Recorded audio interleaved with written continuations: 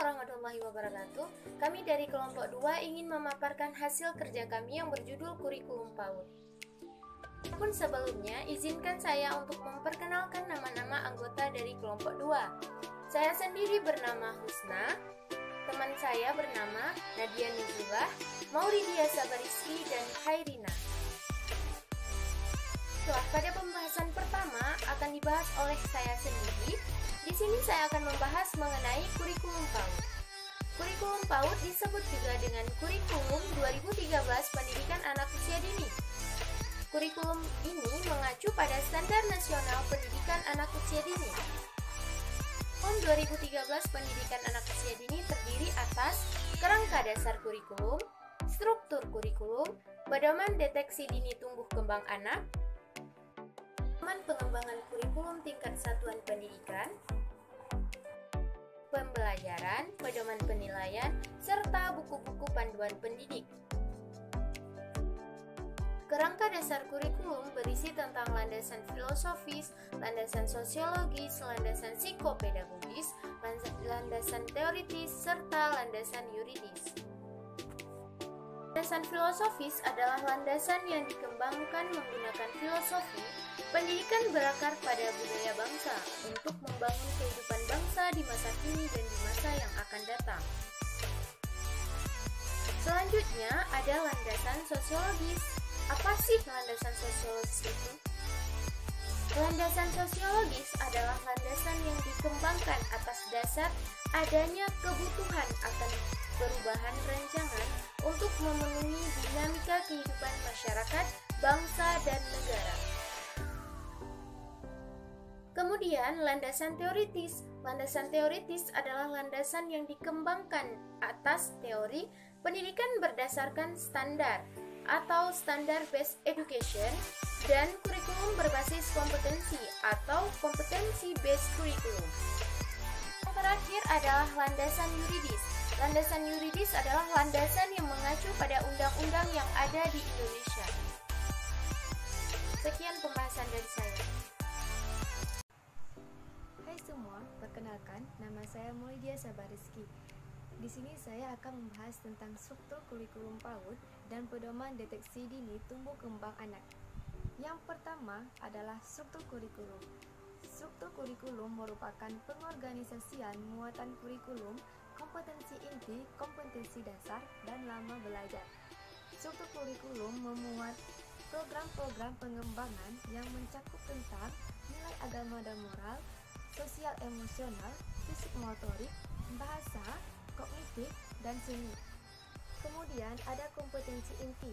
Kompetensi inti PAUD merupakan gambaran pencapaian standar tingkat pencapaian perkembangan anak pada akhir layanan PAUD yaitu berusia 6 tahun yang telah dirumuskan ke dalam bentuk yaitu seperti kompetensi inti sikap spiritual atau KI1, kompetensi inti sikap sosial atau KI2, kompetensi inti pengetahuan atau KI3, dan kompetensi inti keterampilan atau KI4. Ada kompetensi dasar. Kompetensi dasar merupakan tingkat kemampuan dalam konteks muatan pembelajaran, tema pembelajaran, pengalaman belajar yang mengacu pada kompetensi inti. Kompetensi dasar merupakan penjabaran dari kompetensi inti yang terdiri atas kompetensi dasar sikap spiritual, kompetensi dasar sikap sosial, kompetensi dasar pengetahuan, dan kompetensi dasar keterampilan. Setelah itu, ada lama belajar. Lama belajar ditetapkan sesuai dengan kelompok usia. Yang pertama, usia 0-2 tahun dengan lama belajar yaitu 120 menit per minggu. Yang kedua, usia 2-4 tahun dengan lama belajar yaitu 360 menit per minggu. Yang ketiga, usia 4-6 tahun dengan lama belajar yaitu 900 menit per minggu. Yang kedua, adanya pedoman deteksi dini tumbuh kembang anak. Di sini berisi tentang strategi untuk menemukan hambatan pertumbuhan dan perkembangan pada anak. Pertumbuhan merupakan proses bertambahnya ukuran, bobot, volume, atau massa yang bersifat kuantitatif. Sedangkan perkembangan merupakan proses menuju ke tingkat kedewasaan yang bersifat kualitatif.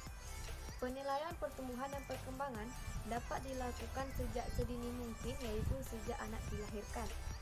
Deteksi dini merupakan upaya penjaringan yang dilaksanakan secara komprehensif untuk menemukan penyimpangan tumbuh kembang anak dan mengetahui serta mengenal faktor risiko yang terjadi pada balita atau bisa dikatakan dengan anak usia dini. Ada macam-macam penilaian pertumbuhan fisik yang dapat digunakan, yaitu pengukuran berat badan, pengukuran tinggi badan, dan pengukuran lingkar kepala anak. Dan yang terakhir yaitu ada beberapa masalah yang biasanya sering timbul dalam pertumbuhan dan perkembangan anak, yaitu seperti gangguan pertumbuhan fisik, gangguan perkembangan motorik, gangguan bahasa, gangguan emosi, dan gangguan perilaku. Sekian dari pembahasan saya, dan pembahasan selanjutnya akan disambung oleh teman saya. Hai semua, perkenalkan nama saya Khairina. Di sini saya akan melanjutkan penjelasan dari kawan saya yang sebelumnya, yaitu poin tentang pedoman pengembangan kurikulum tingkat satuan pendidikan.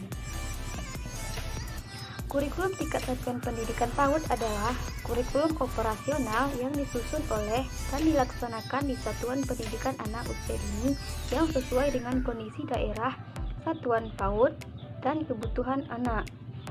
Kurikulum 2013 pendidikan anak usia dini disusun mengacu pada standar nasional PAUD serta kerangka dasar dan struktur kurikulum PAUD. Tujuan satuan pendidikan yang pertama, menggambarkan tingkat kualitas yang perlu dicapai dalam jangka menengah 4 tahunan. Yang kedua, mengacu pada visi, misi, dan tujuan pendidikan nasional serta relevan dengan kebutuhan masyarakat. Yang ketiga, mengacu pada standar kompetensi lulusan yang sudah ditetapkan oleh satuan pendidikan dan pemerintah. Yang keempat, mengakomodasi masukan dari berbagai pihak yang berkepentingan termasuk komite sekolah dan diputuskan oleh rapat dewan guru yang dipimpin oleh kepala sekolah. Yang kelima, disosialisasikan kepada warga satuan pendidik dan segenap pihak yang berkepentingan.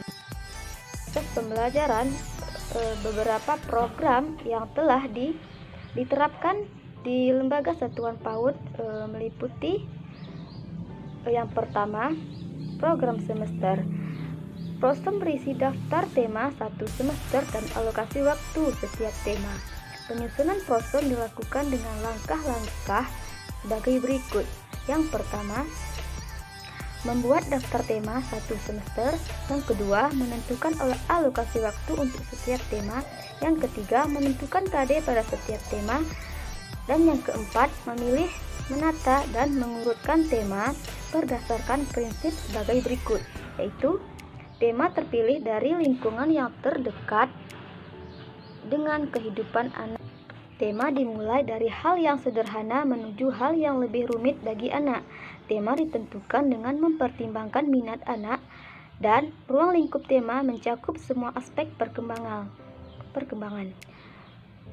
Yang kelima, menjabarkan tema ke dalam subtema dan dapat dikembangkan lebih rinci lagi menjadi sub-subtema untuk setiap semester. Poin kedua, ada rencana pelaksanaan pembelajaran mingguan atau singkatan dari RPPM. RPPM disusun sebagai acuan pembelajaran selama 1 minggu.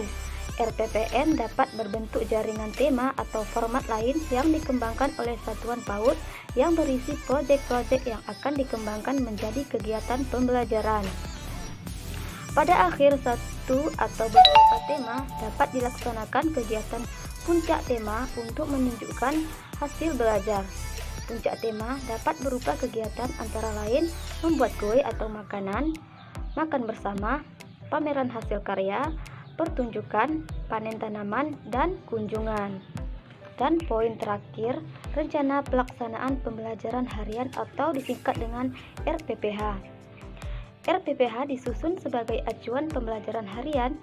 Komponen RPPH meliputi antara lain tema atau subtema, tema atau subtema, kelompok usia, alokasi waktu, kegiatan belajar, kegiatan pembukaan, kegiatan inti, dan kegiatan penutup.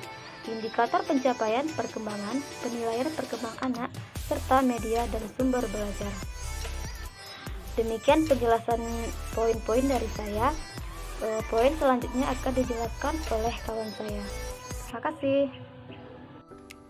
Hai, nama saya Nadia Nuzullah, NIM 1802101121. Jadi di sini saya akan membahas tentang pedoman penilaian dan buku-buku panduan pendidik. Tentang pedoman penilaian. Pedoman penilaian sebagaimana dimaksud pada ayat 3 huruf F berisi acuan untuk melakukan penilaian terhadap proses dan hasil kegiatan anak. Penilaian merupakan proses pengumpulan dari pengolahan informasi untuk mengukur capaian kegiatan belajar anak. Penilaian hasil kegiatan belajar oleh pendidik dilakukan untuk memantau proses dan kemajuan belajar anak secara berkesinambungan. Berdasarkan penilaian tersebut, pendidik dan orang tua anak dapat memperoleh informasi tentang capaian perkembangan untuk menggambarkan sikap pengetahuan, keterampilan yang dimiliki anak setelah melakukan kegiatan belajar. Fungsi penilaian itu untuk memantau kemajuan belajar, hasil belajar, dan perbaikan hasil kegiatan belajar anak secara berkesinambungan. Tujuan penilaian proses dan hasil pembelajaran di PAUD bertujuan untuk pertama, mendapatkan informasi tentang pertumbuhan dan perkembangan yang telah dicapai oleh anak sehingga mengikuti pendidikan di PAUD. Yang kedua, menggunakan informasi yang didapat sebagai umpan balik bagi pendidik untuk memperbaiki kegiatan pembelajaran dan meningkatkan layanan pada anak agar sikap pengetahuan dan keterampilan berkembang secara optimal. Yang ketiga, memberikan informasi bagi orang tua untuk melaksanakan pengasuhan di lingkungan keluarga yang sesuai dan terpadu dengan proses pembelajaran di PAUD.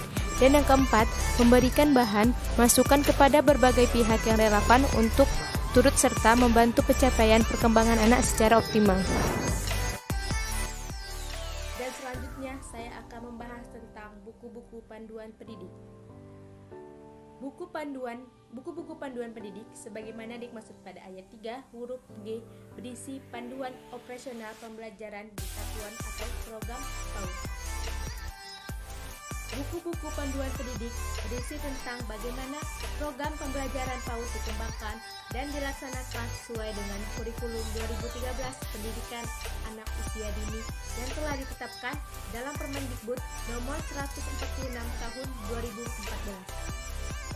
Untuk siapa buku panduan ini? Untuk kepala dan pendidik atau pengasuh, pemilik dan pengawas bidang PAUD, dinas pendidikan, organisasi profesi, dan organisasi mitra. Buku panduan dipergunakan untuk memberikan acuan bagi peserta didik PAUD dan pihak terkait. Pertama itu memberikan wawasan bagi pendidik dan atau pengasuh PAUD tentang kurikulum 2013 PAUD. Memberikan contoh cara mengembangkan kegiatan pembelajaran sesuai dengan kurikulum 2013 PAUD dan memberi contoh dan penjelasan yang memandu pendidik dan atau pengasuh untuk dapat melaksanakan kegiatan pembelajaran di PAUD.